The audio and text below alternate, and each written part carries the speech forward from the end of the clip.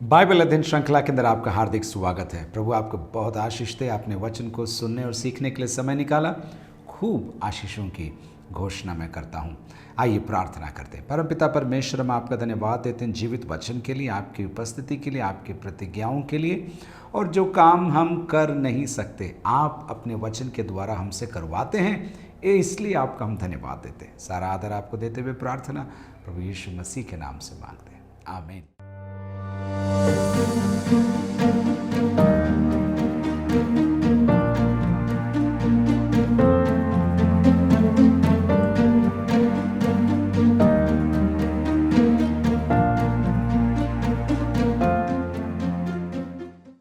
8वें अध्याय के अंदर हमने मकिदुनिया के विश्वासियों का उदाहरण देखा था। कैसे कंगालपन के अंदर, क्लेशों के मध्य में उन्होंने बढ़ती हुई मात्रा में प्रभु के दास और उसकी सेवकाई में हाथ बटाया था।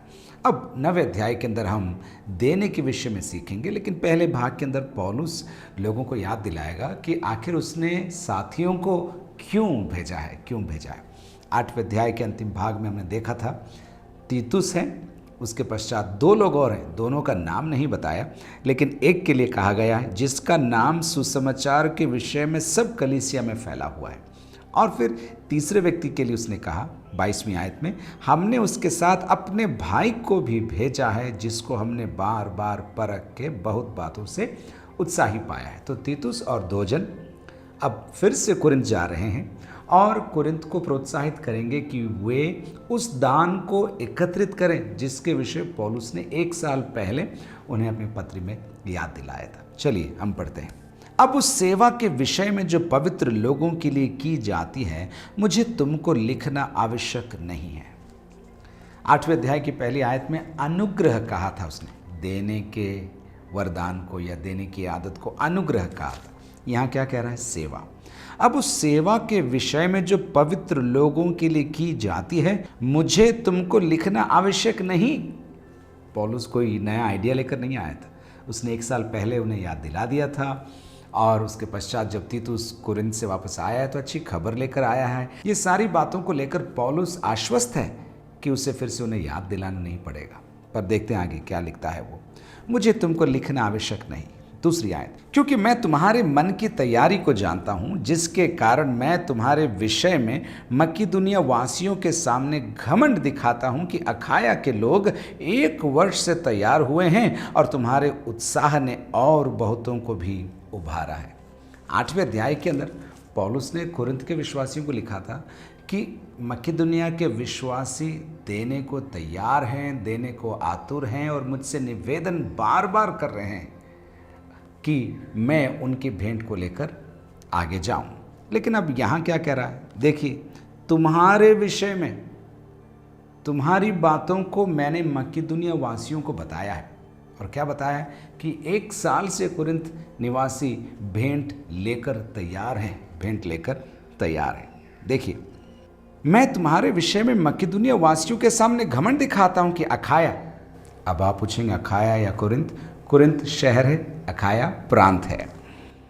अखाया के लोग 1 वर्ष से तैयार हुए हैं, तुम्हारे उत्साह ने और बहुतों को भी उभारा है। तो जब मकिदुनिया वासियों ने सुना कि कुरिन्थ के विश्वासी देने को तैयार हैं, दे रहे हैं, तैयारी कर रहे हैं, तो मकिदुनिया में भी एक हलचल मच के उन्होंने बोला हमें भी देना है। हमारे पास नहीं है तो क्या हुआ, हम कंगाल है तो क्या हुआ, हम निर्धन है तो क्या हुआ, हम क्लेश में है तो क्या हुआ, हम भी हाथ बटाएंगे इस सेवकाई के अंदर। 3री आयत, परंतु मैंने भाइयों को इसलिए भेजा है, 3 जन, तीतुस सुसमाचार के विषय में सब कलीसियाओं में सुनामी, और हमारा भाई, दोनों के नाम नहीं लेकिन 3 जन। पौलुस कह रहा है 3री आयत में, मैंने भाइयों को इसलिए भेजा है, मकिदुनिया से कुरिन्थ इसलिए भेजा है। किस लिए भेजा है? 3 कारण। चलिए देखते हैं कि हमने जो घमंड तुम्हारे विषय में दिखाया है वह इस बात में व्यर्थ न ठहरे, परंतु जैसा मैंने कहा वैसा ही तुम तैयार रहो।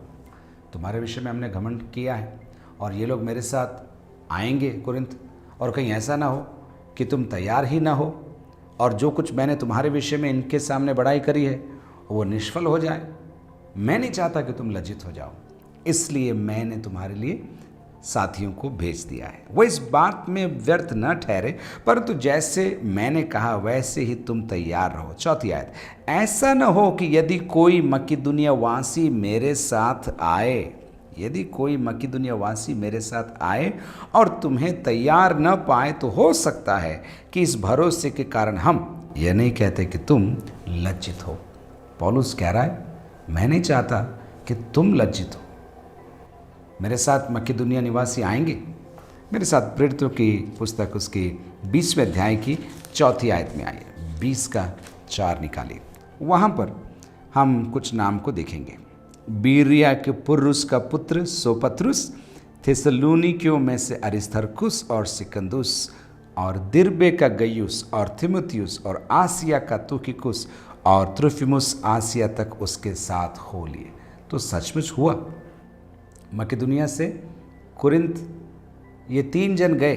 क्या नाम है देखिए तीनों का, बीरिया के पुर्रुस का पुत्र सोपत्रुस, और थिस्सलुनीकियों में से अरिस्तर्खुस और सिकुंदुस। ये 3 जन पौलुस के साथ गए हैं। कहाँ गए?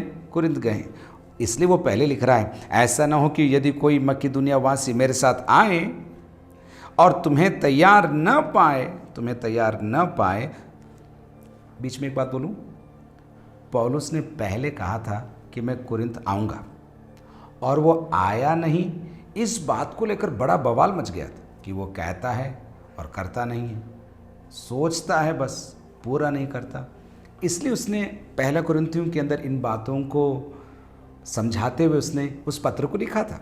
लेकिन अब ये फिर से कह रहा है, मैं जब आऊँगा तो मेरे साथ मकिदुनिया वासी होंगे। दूसरे कुरिन्थियों में 3 बार इस बात का अंदेशा वो देता है कि मैं आ रहा हूँ। 2 का 3 देखिए, 2 अध्याय 3 आयत।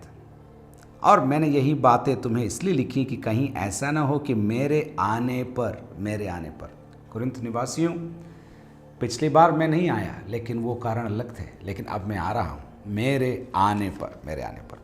12वें अध्याय में आइए, 12 का 14 देखिए, देखो मैं तीसरी बार तुम्हारे पास आने को तैयार हूँ। 13वें अध्याय की पहली आयत, अब तीसरी बार मैं तुम्हारे पास आता हूँ। तो पौलुस तैयारी कर रहा है, कुरिन्थ आएगा और उसके साथ मकिदुनिया वासी होंगे। वो नहीं चाहता कि जो कुछ बढ़ाई पौलुस ने कुरिन्थ के विश्वासियों के लिए की है वो निष्फल हो जाए। चलिए लौट कर आते हैं। ऐसा न हो कि यदि कोई मकिदुनिया वासी मेरे साथ आए और तुम्हें तैयार न पाए, तो हो सकता है कि इस भरोसे के कारण हम ये नहीं कहते कि तुम लज्जित हो। 5वीं आयत, इसलिए मैंने भाइयों से ये विनती करना आवश्यक समझा कि वे पहले से तुम्हारे पास जाएं और तुम्हारी उदारता का फल। मैंने आपसे कहा 3 कारण से पौलुस ने अपने साथियों को पहले भेज दिया। क्या क्या है वो देख लें एक बार और, कि हमने जो घमंड तुम्हारे विषय में दिखाया वो व्यर्थ न ठहरे। नंबर 2, तुम्हें और हमें लज्जित न होना पड़े। और तीसरी बात 5वीं आयत में हम देखते हैं, मैंने भाइयों से विनती करना आवश्यक समझा कि वे पहले से तुम्हारे पास जाएं और तुम्हारी उदारता का फल, जिसके विषय में पहले से वचन दिया गया था, तैयार कर रखें, कि यह दबाव से नहीं परंतु उदारता के फल के समान तैयार हो। एक एक शब्द के अंदर गहराई है। मैं कुछ बातों को आपको इसमें से उठाकर दिखाना चाहता हूँ। मैंने भाइयों से विनती करना आवश्यक समझा कि वे पहले से तुम्हारे पास जाएं और तुम्हारी उदारता का फल। देना एक अनुग्रह है, देना सेवा है, और अब यहाँ देखिए तुम्हारी उदारता का फल देना, the gift of your generosity. 1 कुरिन्थी 4 अध्याय में उसकी 7वीं आयत में आई। 1 कुरिन्थी 4 का 7, क्योंकि तुझ में और दूसरे में कौन भेद करता है, और तेरे पास क्या है जो तूने दूसरे से नहीं पाया, और जबकि तूने दूसरे से पाया है तो ऐसा घमंड क्यों करता है कि मानो नहीं पाया। पौलुस कुरिन्थियों को पहले कह चुका है कि तुम्हारे पास ऐसा कुछ भी नहीं जो तुम्हें दिया न गया हो, और जब सब कुछ तुम्हें दिया गया है तो उसे लेकर दूसरों को देने में तुम्हें क्या तकलीफ। उदारता का फल।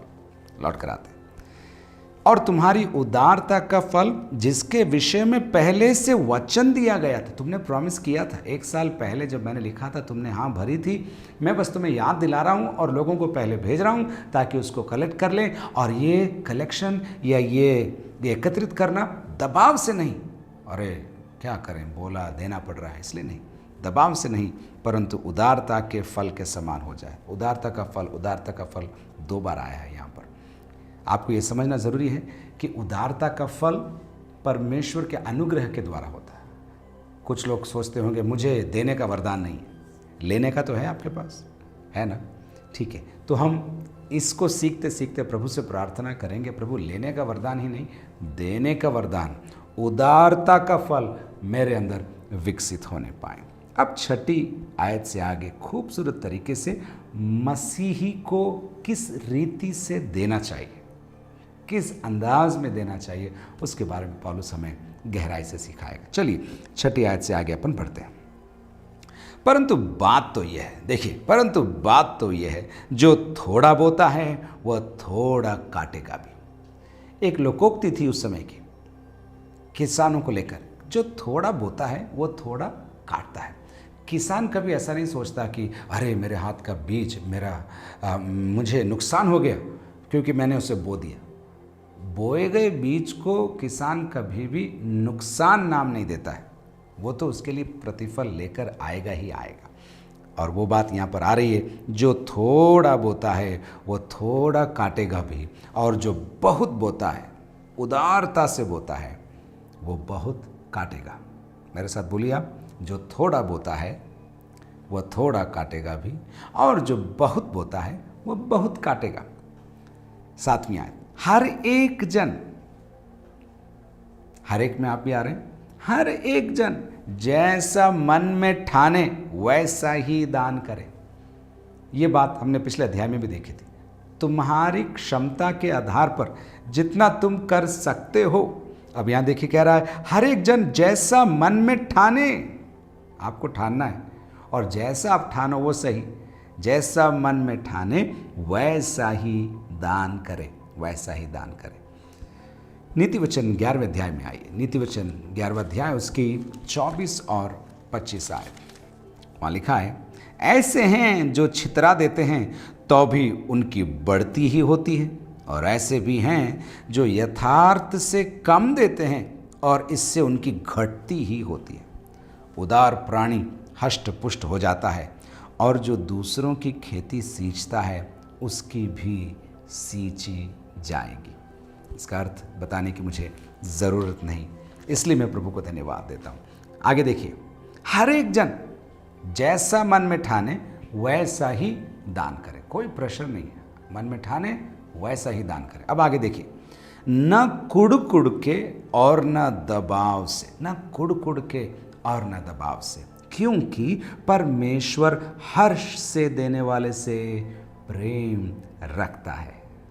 एक आयत मैं आपको देता हूं, व्यवस्था विवरण उसके 15वें अध्याय की 10वीं आयत, व्यवस्था विवरण 15 का 10, तू उसको अवश्य देना और उसे देते समय तेरे मन को बुरा न लगे, क्योंकि इसी बात के कारण तेरा परमेश्वर यहोवा तेरे सब कामों में जिनमें तू अपना हाथ लगाएगा तुझे आशीष देगा, तुझे आशीष देगा।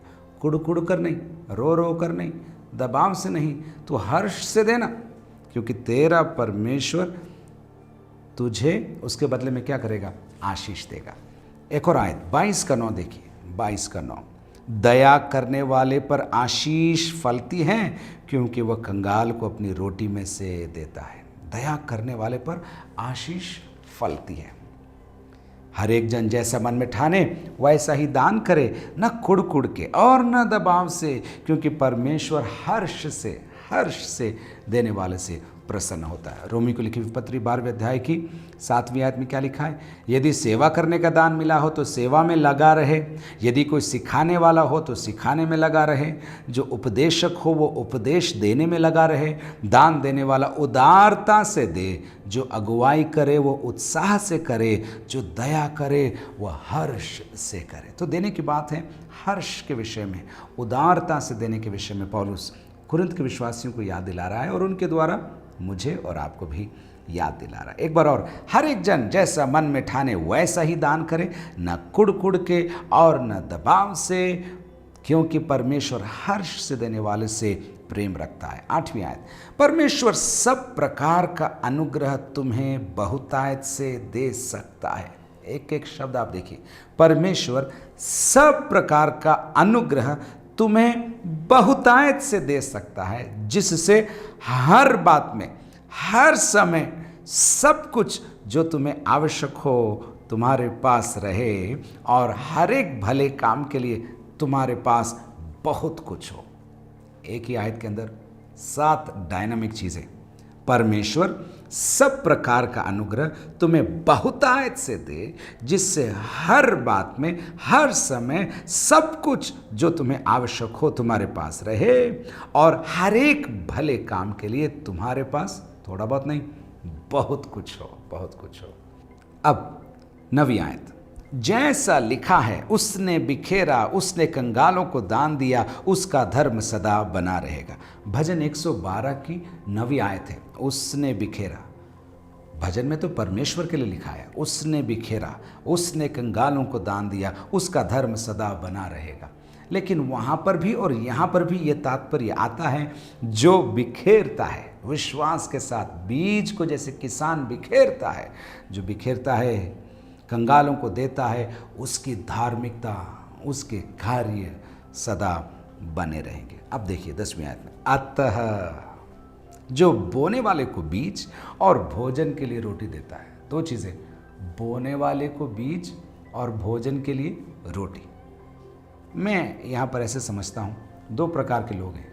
जब प्रभु उनको कुछ आशीष देता है, एक झुंड बीज के समान उसको बो देता है, और दूसरा झुंड बीज को भी खा जाता है। कुछ समय के बाद जिसने बोया उसके पास फसल रहती है, और जिसने नहीं बोया उसके हाथ खाली रहते हैं। अतः जो बोने वाले को बीज और भोजन के लिए रोटी देता है, वह तुम्हें क्या देगा? बीज देगा, और उसे फलवंत करेगा, और तुम्हारे धर्म के फलों को बढ़ाएगा। कितनी खूबसूरत बात। वह तुम्हें बीज देगा, रोटी नहीं, बीज देगा, और उससे फलवंत करेगा। बीज भी परमेश्वर देगा, फलवंत भी वही करेगा, और धार्मिकता के फलों को भी परमेश्वर ही बढ़ाएगा। तो यदि आपको प्रभु ने कोई वरदान दिया है, चाहे प्रार्थना का हो, चाहे देने का हो, चाहे पहुनाई का हो, आपको याद रखना ये वरदान प्रभु की ओर से है। वरदान को बिखेरने का वरदान भी प्रभु देगा, और उसका फल भी लौटाकर मुझे प्रभु ही देगा। कुल मिलाकर महिमा किसको मिलेगी? आपके और मेरे परमेश्वर को मिलेगी। अब 11वीं आयत में चलते हैं। तुम हर बात में सब प्रकार की उदारता के लिए, हर बात में सब प्रकार की, कितनी बार आ रहा है ये देखिए आप, हर बात, सब आवश्यकता, सब बातें। एक बार और, हर बात में सब प्रकार की उदारता के लिए जो हमारे द्वारा परमेश्वर का धन्यवाद करवाती हैं, धनवान किए जाओ। 12वीं आयत, क्योंकि इस सेवा के, अब ये सेवा शब्द आ गया, कुल मिलाकर बात देने की हो रही है। कुरिन्थ के विश्वासियों को प्रोत्साहित किया जा रहा है कि तुम धन एकत्रित करो, ताकि जब मैं आऊँ उस धन को लेकर तुम्हारे द्वारा भेजे गए लोगों के साथ उससे मैं यरूशलेम के विश्वासियों तक पहुँचाऊँ। क्योंकि इस सेवा के पूरे करने से न केवल पवित्र लोगों की आवश्यकताएं पूरी होती हैं, परंतु लोगों की ओर से परमेश्वर का भी बहुत धन्यवाद होता है। ये हाल में मैंने इस गहराई को समझा है। हम सोचते हैं किसी को हमने मदद करी तो उनकी आवश्यकता पूरी हो गई, लेकिन एक और बेनिफिट है, एक और फ़ायदा है। जब उनकी आवश्यकता पूरी होती है, वे परमेश्वर को धन्यवाद देते हैं, तो आप दूसरे के द्वारा परमेश्वर के धन्यवाद का कारण बन गए। न केवल उनकी आवश्यकता पूरी हुई, न केवल उनको कपड़े मिले, न केवल उनको आशीष मिली, भोजन मिला, उनका किराया पूरा हो गया, उनके बच्चों की फीस पूरी हो गई क्योंकि आपने दिया। ये तो एक भाग हुआ, लेकिन दूसरा भाग क्या? जब वो रात के समय या भोर के समय जब प्रभु को धन्यवाद देते हैं, वो कहते हैं प्रभु तेरा धन्यवाद, तूने मेरी आवश्यकताओं को पूरा किया। डबल बेनिफिट, दुगना देखिए फ़ायदा। क्योंकि इस सेवा के पूरा करने से न केवल पवित्र लोगों की आवश्यकताएं पूरी होती है, परंतु लोगों की ओर से परमेश्वर का भी बहुत धन्यवाद होता है। 13, क्योंकि इस सेवा को प्रमाण स्वीकार कर इस सेवा को प्रमाण स्वीकार कर वे परमेश्वर की महिमा प्रकट करते हैं। तुमने सेवा करी, उन्होंने स्वीकार करी इस सेवा, और वे परमेश्वर, क्या लिखा है, कि महिमा प्रकट करते हैं कि तुम मसीह के सुसमाचार को मानकर उसके अधीन रहते हो और उनकी और सबकी सहायता करने में उदारता प्रकट करते रहते हो। पौलुस क्या कह रहा है? जब तुम उदारता का फल प्रकट करते हो, जब तुम सेवा करते हो, जब तुम हाथ बढ़ाते हो, दूसरों की मदद करते हो, वे ये समझते हैं कि ये व्यक्ति सचमुच सुसमाचार सुनकर उसके लायक जीवन बिता रहा है और जो कुछ सुसमाचार उससे कहता है उसे वो पूरा कर रहा है, और उनकी और सबकी सहायता करने में उदारता प्रकट करते रहते हो। 14, और वे तुम्हारे लिए प्रार्थना करते हैं। आपने दिया, प्रभु को उन्होंने धन्यवाद दिया। एक और बात, वह तुम्हारे लिए प्रार्थना करते हैं, और इसलिए कि तुम पर परमेश्वर का बड़ा ही अनुग्रह है, तुम्हारी लालसा करते रहते हैं। बात अब यरूशलेम के विश्वासियों की हो रही। पौलुस क्या कह रहा है? वे तुम्हारे लिए प्रार्थना करते हैं, और इसलिए कि तुम पर परमेश्वर का बड़ा ही अनुग्रह है, तुम्हारी लालसा करते रहते, तुम्हारे लिए इंतज़ार करते रहते, तुम्हारे लिए प्रार्थना करते रहते। तो देख रहे हैं आप, पौलुस कह रहा है कुरिन्थ के भाइयों बहनों, तुम दो, और जब तुम दोगे, न केवल विश्वासियों की आवश्यकताएं पूरी होंगी, लेकिन वे परमेश्वर को धन्यवाद देंगे और साथ ही साथ तुम्हारे लिए प्रार्थना करेंगे, और ये बात भी प्रमाणित हो जाएगी कि तुम्हें जो सुसमाचार मिला है उसके द्वारा तुम्हारा जीवन बदल गया है, और तुम स्वयं की ही नहीं अन्यों की हित की भी तुम सोचते हो। आगे, परमेश्वर का उसके उस दान के लिए जो वर्णन से बाहर है, धन्यवाद हो। पौलुस, देख रहे हैं आप, डाल ही देता है यीशु की महिमा, यीशु का नाम, यीशु का क्रूस, यीशु के कार्य अपनी बातों में डाल ही देता है। बात हो रही है देने की, बात हो रही है भेंट पहुंचाने की, बात हो रही है तुम्हारे कारण लोग परमेश्वर को धन्यवाद देंगे, लेकिन एकदम गियर चेंज करते हुए वो क्या कहता है? परमेश्वर का उसके उस दान के लिए जो वर्णन से बाहर है, उसके उस दान के लिए जो वर्णन से बाहर है। कौन सा दान? प्रभु यीशु मसीह का दान। परमेश्वर का उसके उस दान के लिए जो वर्णन से बाहर है, इनडिस्क्राइबेबल, जिसका वर्णन नहीं किया जा सकता। आपके पास शब्द हैं क्या? आप यीशु के बारे में कितना कहेंगे तो पूरा हो जाएगा। उसने जो आपसे प्रेम किया, उसने जो आपकी प्रार्थनाएं सुनी हैं, उसने जो आपके दिल को मानो हरा भरा कर दिया है, उसने आपके साथ रहकर बड़े बड़े कामों को करवाया। आप किन शब्दों में, किन गानों से, कौन सी भाषा में आप यीशु मसीह का पूरा पूरा धन्यवाद कर सकते हैं? आप यही कहेंगे, मेरे पास शब्द नहीं है, मेरे पास शब्द नहीं है। उसने जो मेरे लिए उपकार किए उसके बदले में क्या करूं? धन्यवाद का कटोरा उठाकर मैं धन्यवाद कहूँगा। परमेश्वर का उसके उस दान के लिए जो वर्णन से बाहर है, धन्यवाद हो।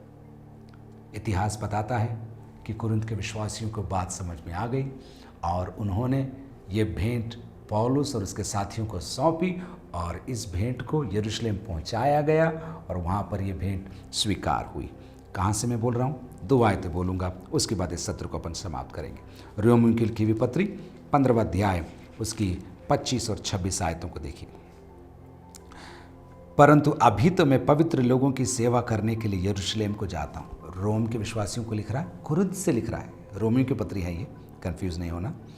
फिर देखिए क्या लिखता है 26 आयत में, क्योंकि मकिदुनिया और अखाया के लोगों को ये अच्छा लगा कि यरूशलेम के पवित्र लोगों में निर्धनों के लिए कुछ चंदा करें। दूसरा कुरिन्थियों में वो लिख रहा है, प्रोत्साहित कर रहा है, प्रेरित कर रहा है, और यहाँ पर वो क्या कह रहा है? उन्होंने कर दिया, इसलिए मैं प्रभु का धन्यवाद है। तो क्या प्रमाण है कि ये भेंट यरूशलेम पहुंची कि नहीं पहुंची? प्रेरितों के काम 24 अध्याय के 17वीं आयत में लिखा है, बहुत वर्षों के बाद मैं अपने लोगों को दान पहुंचाने और भेंट चढ़ाने आया था। इस आयत से हम समझ जाते हैं कि ये भेंट जो पौलुस ने एकत्रित करी थी, यरूशलेम पहुंचा दी गई है। और इसके साथ ही हम ये समझते हैं कि एक मसीही को देने का जो अवसर प्राप्त है वो सौभाग्य है, वो सहर्ष होना चाहिए। उतना ही नहीं, दबाव से नहीं, लेकिन जितना उसकी क्षमता है उसे देने के लिए उसे तैयार रहना चाहिए, क्योंकि परमेश्वर ही है जो उसे देने का अनुग्रह देता है। प्रभु आपको एक देने वाला बनाए और उसकी महिमा का कारण बनाए। God bless you.